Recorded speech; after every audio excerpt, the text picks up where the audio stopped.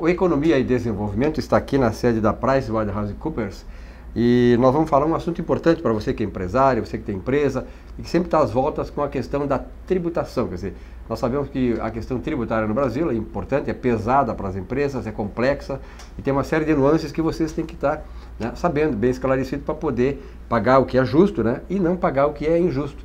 E para isso que existem esses consultores empresariais, que afinal de contas tem uma contribuição importante para o próprio desenvolvimento da economia brasileira, porque eu sempre digo, empresa saudável, nós temos condições de ter uma economia também saudável e um bom desenvolvimento econômico com mais justiça social. E o Fernando Giacobbo, Fernando, prazer em te conhecer pessoalmente, né, da aqui mesma da Price. forma. E tu estás fazendo um trabalho aí sobre a interpretação da Fazenda Pública Nacional, da Fazenda Nacional, acerca da tributação do lucro fiscal e do lucro chamado societário. Nos desenha o que está acontecendo, qual é essa interpretação da Fazenda Nacional? Bom, muito obrigado aí primeiramente, muito obrigado a todos os espectadores que estão assistindo a gente agora. E vão ter esse esclarecimento, né? Exatamente, vamos lá. Bom, é importante primeiramente contextualizar, né, em termos de cenário nacional, o que deu origem a essa interpretação que a Procuradoria-Geral da Fazenda Nacional deu por meio do seu parecer agora número 202 de 2013. Em 2008, houve uma mudança na forma como o Brasil passou a reconhecer no padrão contábil brasileiro, né? A forma como a contabilidade passou a reconhecer os atos que cada empresa desenvolve. Inclusive se adaptando em termos internacionais, né? Isso é Sim, importante. Exatamente. Em termos de inserção do Brasil cada vez mais aí no mundo globalizado, foi muito importante que ocorresse essa modificação, porque hoje um leitor de uma demonstração financeira de qualquer parte do mundo consegue ter uma melhor interpretação das demonstrações financeiras feitas de acordo com o princípio contábil brasileiro. Então, sem sombra de dúvida, isso representou um avanço. Mas a época em que ocorreu essa modificação, sequer contribuintes, sequer a própria Receita Federal, o governo, eles conseguiam ter uma ideia se, alterando para fins de apuração dos impostos sobre receita e dos impostos sobre renda, e aí estamos falando basicamente da contribuição para o PIS, da COFINS, do imposto sobre a renda e da contribuição social sobre o lucro das empresas, se isso acabaria repercutindo num aumento ou numa diminuição em termos de arrecadação, certo? Como uma maneira de dar uma garantia para os próprios contribuintes de que não ocorreria um incremento substancial na arrecadação, ou no caso na carga tributária, se lançou então o chamado regime tributário de transição, que vem a ser um período que ainda está em aberto, nós não temos hoje ainda o encerramento desse período, um período no qual, para efeito da apuração desses 4 tributos que eu mencionei, nós traduzimos aquilo que é a demonstração financeira das empresas para a contabilidade que existia lá ao final do ano de 2007, ou seja, antes da modificação do princípio contábil brasileiro. Então, foi chamada a neutralidade, né, da nova norma tributária, a nova norma contábil, desculpe, para fins tributários. Pois bem, com o surgimento, então, dessas duas situações, começou-se a falar na existência de 2 lucros, né, ou 2 resultados. Lucro fiscal e societário. Exatamente. E então, o fiscal vem a ser o antigo lucro contábil, até que era apurado de acordo com as regras existentes lá em 2007, certo? E o lucro societário, o lucro apurado de acordo com as normas contábeis atuais, perfeito? Essa transitoriedade, ela dura desde 2008, então? Desde 2008. 4 anos já. Na realidade, em 2008 e 2009, ela foi opcional, né? e de 2010 em diante ela passou a ser obrigatória. Né? Mas a maior parte dos clientes que nós temos, né, contribuintes dessas contribuições e imposto, a maior parte de fato optou, até mesmo porque poucos tiveram condições de fazer uma avaliação em que medida era vantajoso ou desvantajoso optar ou não optar pelo regime naqueles 2 primeiros anos, certo? Bom, e qual é, então, o que gera esse o debate? Na prática, o que isso representa? O que gerou o debate, né?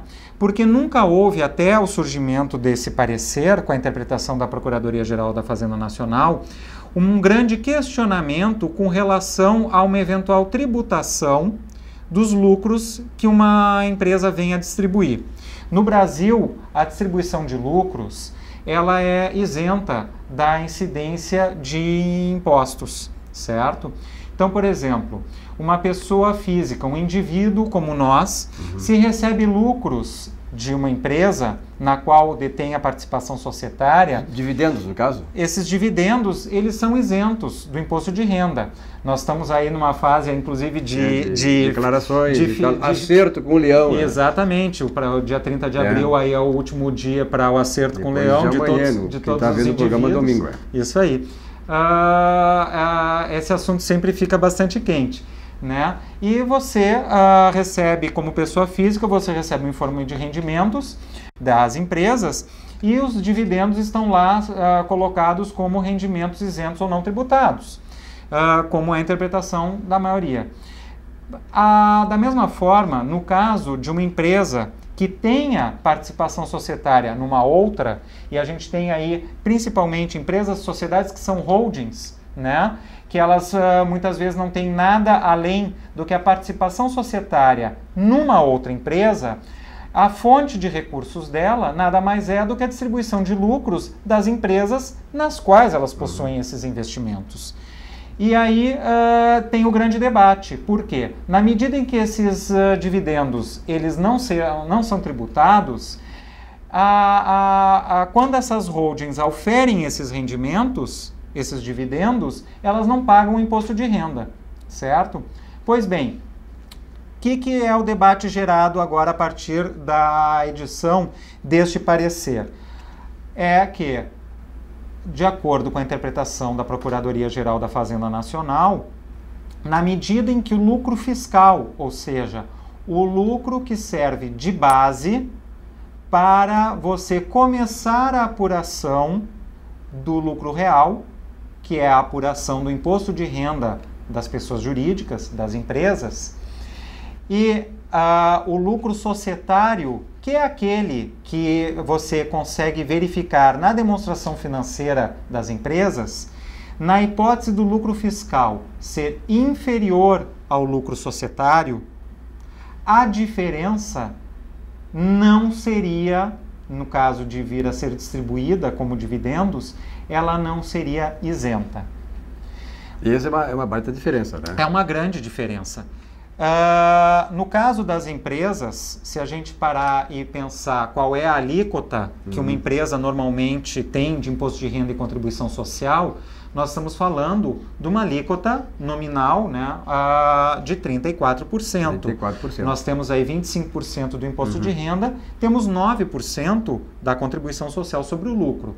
A base do imposto de renda da pessoa jurídica e da contribuição social sobre o lucro, ela é muito semelhante, motivo pelo qual a gente fala genericamente que a alíquota é de 34%.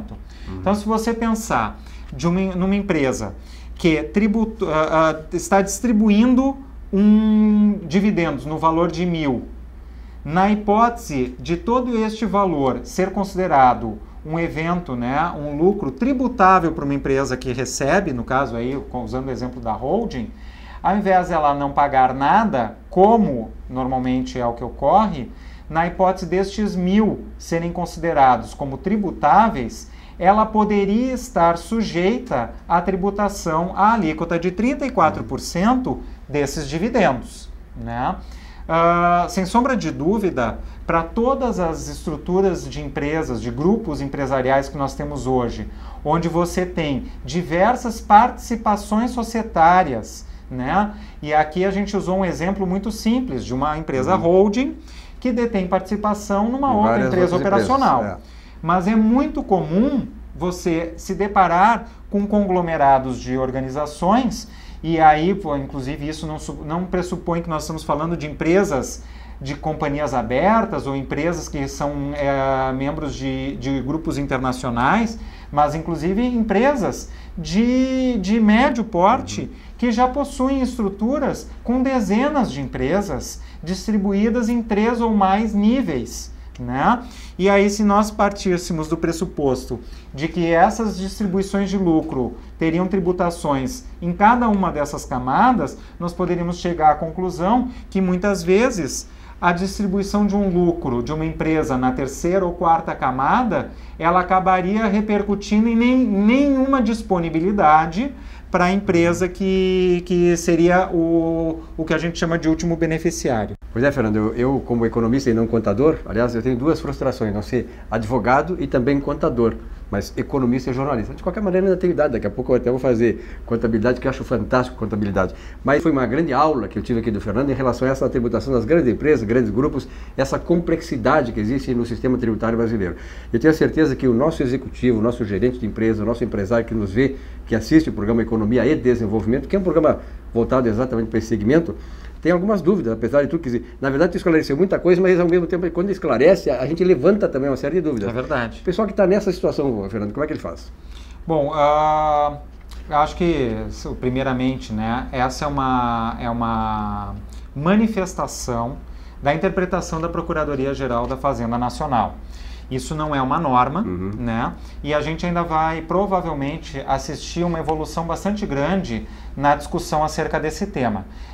Então, qual é o principal objetivo? É estarmos alerta para que uma situação que inicialmente parecia extremamente confortável, hoje merece uma atenção, certo? E aí a nossa maior provocação hoje é no sentido de que os contribuintes, os empresários, né, eles busquem avaliar em que medida eles estão expostos ou não a um eventual questionamento por parte da Receita Federal, que provavelmente ocorrerá na medida em que eles agora têm um embasamento da Procuradoria-Geral da Fazenda Nacional, sobre em que medida eles estão expostos ou não a isso que está no parecer 202, certo? E fico aí, então, à disposição. Telefone, eu agradeço. Tem um e-mail aqui também, né? Isso. Então, eu vou colocar aí no vídeo para você o e-mail e o telefone do Fernando. Ok. O telefone aqui do nosso escritório de Porto Alegre, para aqueles que quiserem entrar em contato comigo, é o 51, que é o código de área de Porto Alegre, 3378-1703. E o meu e-mail é fernando.giacobo@br.pwc.com. Muito obrigado. Fernando, eu que agradeço pela aula. Tenho certeza que o pessoal aqui... Porque, na verdade, a gente expõe um assunto pesado, mas é um assunto importante, um assunto que diz respeito ao dia a dia. Né? E a gente tem que tratar disso até porque o programa se propõe exatamente a isso, a esclarecer essas coisas para você que é empresário, que é gerente de empresa, que é aquele que quer ter uma empresa agora e que sabe das dificuldades e também dos caminhos, né, em que ele possa criar uma empresa, tal, crescer e estar sempre de bem com o leão, que o leão não é tão feroz assim, né? Ele é mansinho também. Isso aí, tem que saber lidar com ele. Um grande abraço. Igualmente, muito obrigado. Silvio, o meu comentário hoje é sobre a aquisição de imóveis na planta. Temos recebido muitos questionamentos sobre a viabilidade econômica de se fazer investimentos na aquisição de imóveis na planta. Vou começar fazendo aqui um pequeno arrazoado que fiz, mas tecendo alguns comentários. A aquisição de imóveis sempre foi visto no Brasil como um investimento seguro. E ao longo do tempo, né, muitas pessoas passaram a investir na aquisição de imóveis na planta, não pensando na questão da solidez do investimento, mas pensando em oferir renda com o repasse desses imóveis ainda antes da conclusão da obra. A lógica é a seguinte: o investidor nesse tipo de imóvel, ele busca lucrar com a valorização do imóvel entre o momento em que ele é lançado e o momento em que ele faz a revenda deste imóvel. Deve-se fazer uma série de questionamentos para esse tipo de investimento.